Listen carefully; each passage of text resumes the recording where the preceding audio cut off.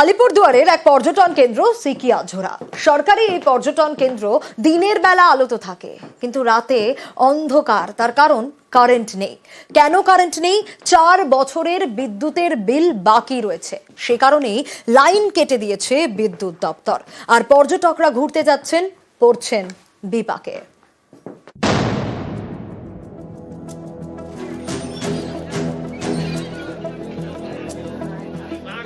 আলিপুরদুয়ারের Buxa tiger reserve এই জঙ্গল লাগোয়া সিকিয়াঝোড়া।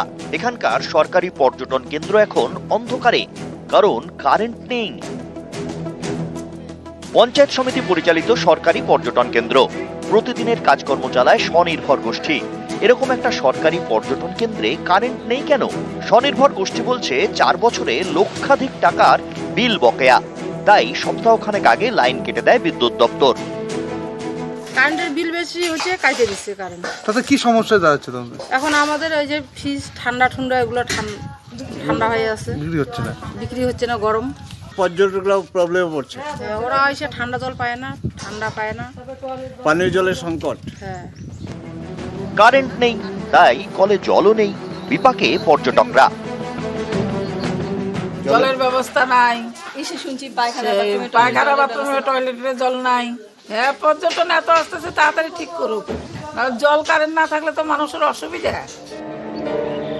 সিকিয়াঝোড়া পর্যটন কেন্দ্র, এখানে অনেকেই পিকনিক করেন, অনেকের কাছে আকর্ষণ বোটিং। 20 টাকার টিকিট কেটে ঢুকতে হয় পর্যটকদের। এরকম একটা জায়গাতেই নেই কারেন্ট, নেই জল। এখন তো প্রচন্ড গরম পড়ে গেছে আর কি, তো এখানে এসে দেখছি বিদ্যুতের কোনো ব্যবস্থা নেই।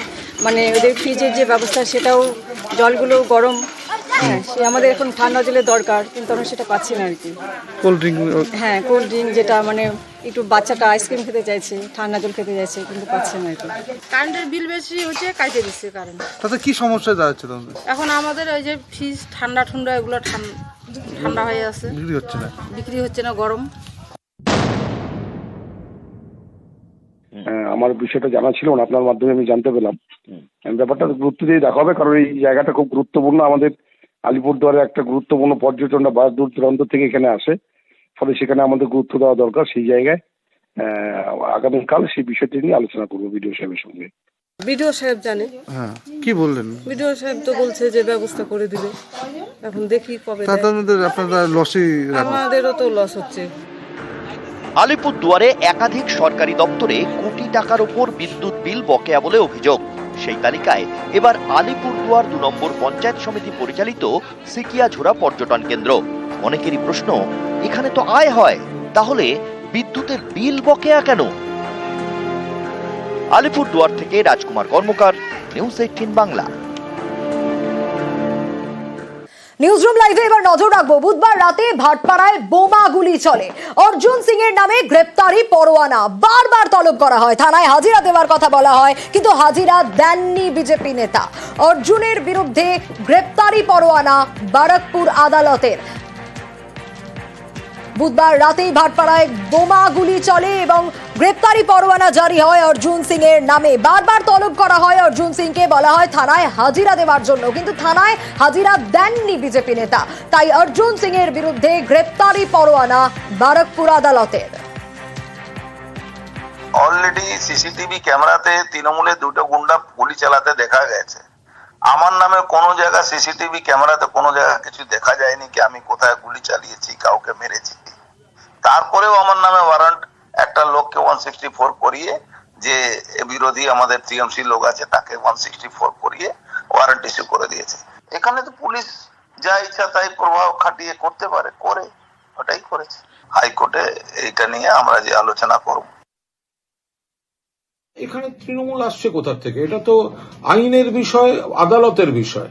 ফলে আদালত যদি কোনো সিদ্ধান্ত জানিয়ে থাকেন তো সেটা সম্পূর্ণভাবে আদালতের বিষয়। এখানে তৃণমূলকে দোষারোপ করার তো কোনো জায়গা নেই। বারবার আমরা বলে আসছি যে অর্জুন সিং বা তার নেতৃত্বে ওই জায়গাটাকে অশান্ত করার চেষ্টা চলছে। পুলিশ প্রশাসন চাইছে শান্তি শৃঙ্খলা থাকুক।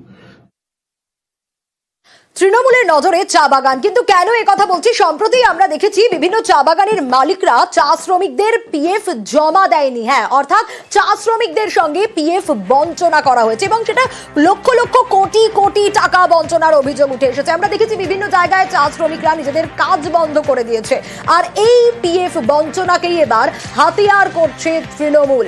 কেন্দ্রের বিরুদ্ধে এই বঞ্চনাকে অস্ত্র করে পথে নামছে শাসক দল। তৃণমূলের নজরে রয়েছে চা বাগানগুলো, বিধানসভা ভোট সামনে, আর তার আগে নজরে রয়েছে চা বাগানের বুথগুলো। ডুয়ার্সের 8 বিধানসভায় তৃণমূল প্রচার করবে এবং চা শ্রমিকদের এই যে পিএফ বঞ্চনা তাকে হাতিয়ার করছে তৃণমূল। এবার কেন্দ্রের বিরুদ্ধে বঞ্চনাকে অস্ত্র করে পথে শাসক দল। আগামী 8 থেকে 10 এপ্রিল 2 জেলার চা বাগানে সভা করবে তারা। पीएफ जमा होता है, ग्रेचुइटी होता है? नहीं होता है। कितना दिन से पीएफ 3 जमा साल होता है? 3 साल से 3 साल से।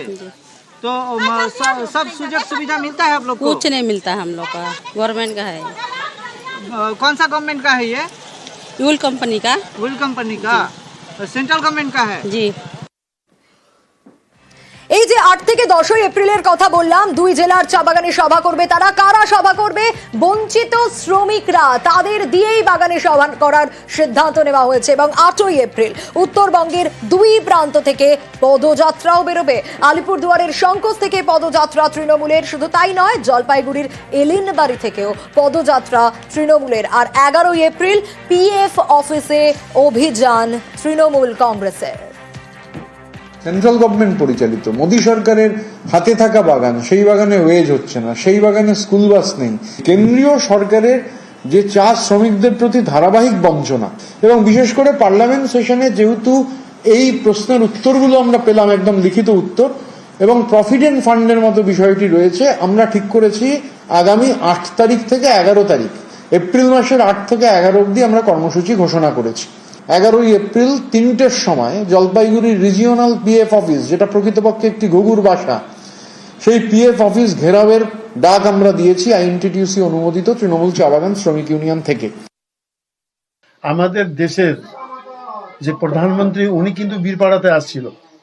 উনি আসার পরে উনি ওইখানে ওই জনসভায় বক্তব্য রাখার সময় উনি বলেছিলেন যে 60টা চা বাগান বন্ধ আছে বীরপাড়াতে, সেই 60টা চা বাগান আমি অধিগ্রহণ করে আমি এটা কেন্দ্র সরকারের তরফ থেকে সেটা চালানোর ব্যবস্থা করব।